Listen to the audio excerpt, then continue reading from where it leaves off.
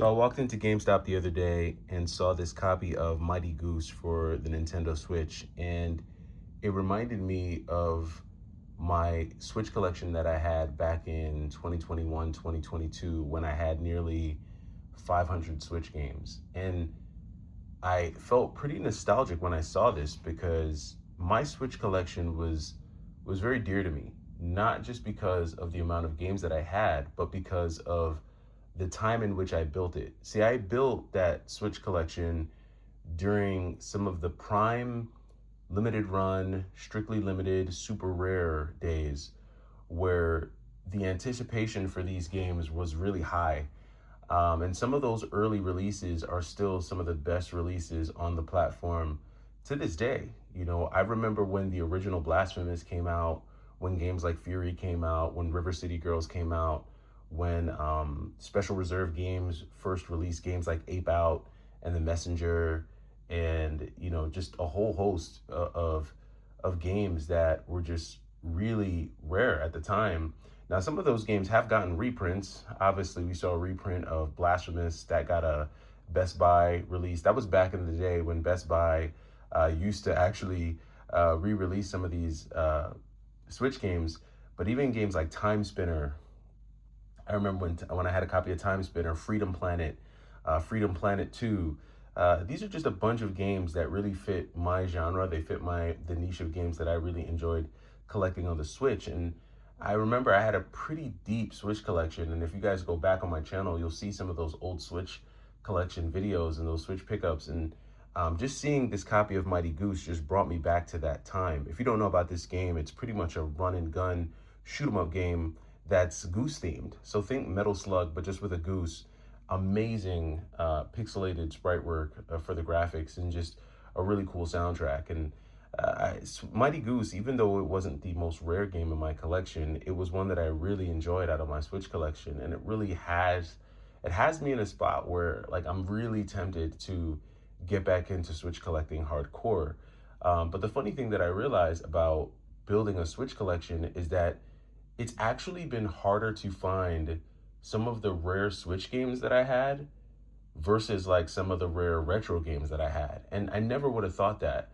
But I've ran into more rare retro games than I have some of the Switch games that I used to have in my old collection. And I'm just being completely honest. And it's not for lack of trying, it's just those Switch titles are just nowhere to be found. When I think of games like Dust and Elysian Tale, Fury, the original River City Girls, uh, you know, just there's just so many, right? There's so many that I can't even think of right now. Games that I picked up from companies like M2 and just rare releases of arcade shoot 'em ups that were only released in the arcades that got a port to the Switch. Just so many really rare Switch games that I just don't see anymore.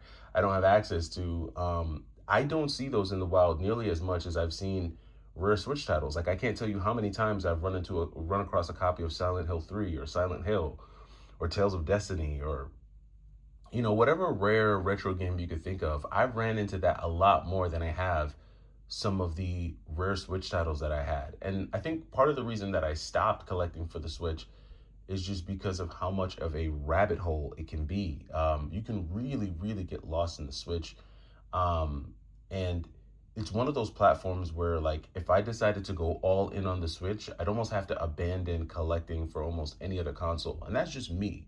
I'm not saying you would have to do that, but for me, if I were to decide to go all in on the Switch, I'd kind of have to just forsake almost every other platform because that's how deep the Switch library goes. And it almost doesn't even matter which genre you're looking for. It's such a broad library that you could pick whichever niche you want, and you'd still easily be able to rack up at least 500 games for that niche of not just like games that you have by volume, but actual quality games. Just because there's so many different developers, there's indie games, there's AAA games, there's just so much there that it becomes this black hole. But I do have a small, very small, microscopic Switch collection of games, and I just kind of wanted to show you guys some of the stuff that I'd be into if I decided to go in on the Switch again. And I'm very tempted. I haven't made that decision yet, but I'll show you some of what I'm into. So you've got games like the Mighty Goose, which we've already talked about. Here's one that I haven't opened yet, but Neon Inferno.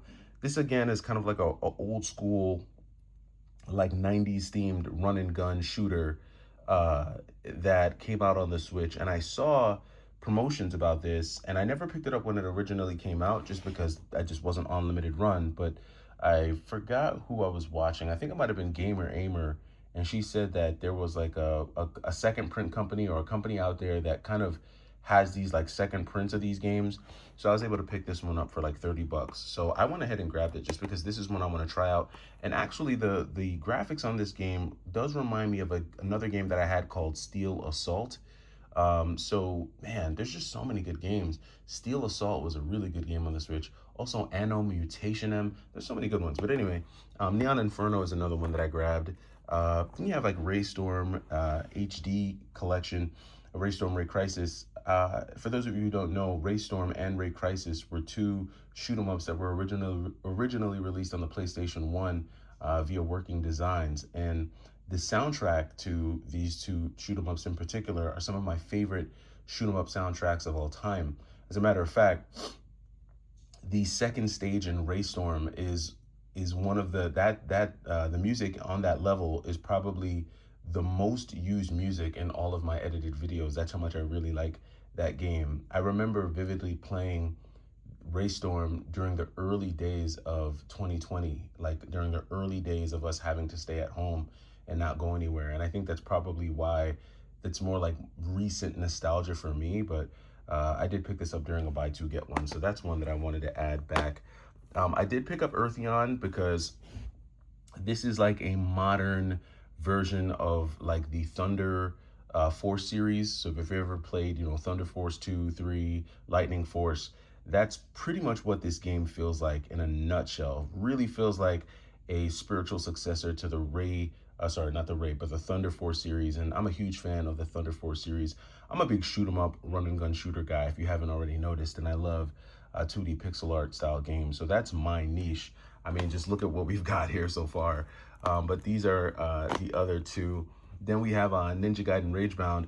This is one that I picked up. I actually had this already because this was probably one of the last Switch games that I bought right before selling my entire collection. And I don't think I let this one go. I think I actually held this one back because I did want to play this. I wanted to get this and the new Shinobi that had come out at the time. I never wound up getting Shinobi, but I did get Ninja Gaiden Ragebound, and this is one that I'm glad that I kept. Really cool game. You know, if you're into side-scrolling, like 2D hack and slashers with great, you know, wall jumping and really good pixel art, this is one for you. So this is one that I added to the collection and I still have. I kept it there. And then last but not least is my copy of The Messenger, which I remember, you know, if you got the first print of this game, you know, The Messenger was really, really expensive. I remember I had the limited edition version of this game, and at one point that was like going for like 300 bucks. Then they did these reprints, and I don't think it tanked the price. I don't know where it's at now because I haven't really kept up with Switch values just because it's not something I actively collect for, but The Messenger is a great kind of like 8-bit style game. Again, another like hack and slasher, you know, another like spiritual successor to the original Ninja Gaiden series.